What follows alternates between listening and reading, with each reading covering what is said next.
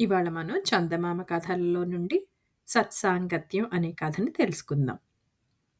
ఒకనాడు నారదుడు విష్ణుమూర్తి వద్దకు వెళ్ళి సత్సాంగత్యం వల్ల కలిగే లాభం ఏమిటని అడిగాడు. దండకారణ్యంలో ఒక క్రిమి ఇప్పుడే పుట్టింది. దాన్ని అడుగు అన్నాడు విష్ణు. క్రిమి అంటే తెలుసు కదా, మైక్రోబ్ అన్నమాట.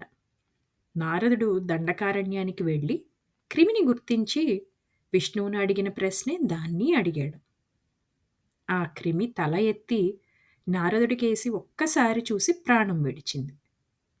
నారదుడు కంగారుపడి విష్ణుమూర్తి దగ్గరకు వెళ్ళి జరిగినది చెప్పి తన అనుమానం తీరలేదన్నాడు. పర్వాలేదు, ఫలాని ఊళ్ళో ఫలాని బ్రాహ్మడి ఆవు దూడను ఈనింది.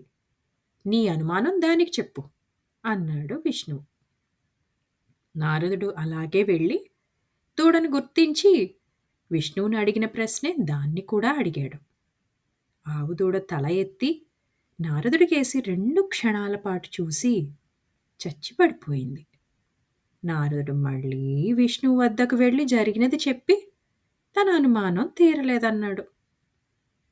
దక్షిణ దేశంలో చోళరాజుకు ఇప్పుడే ఒక కొడుకు పుట్టాడు. వాడిని వెళ్ళి అడుగు అన్నాడు విష్ణువు. నారదుడు చోళరాజు కొడుకుని కలుసుకుని భయపడుతూనే తన ప్రశ్న అడిగాడు. స్వామి, నేను క్రిమిగా ఉండి తమ వంటి సత్పురుషుడి దర్శనమాత్రం చేత ఆవుదూడగా పుట్టాను. తిరిగి తమ దర్శనం లభించి ఇలా రాజకుమారుడిగా పుట్టాను.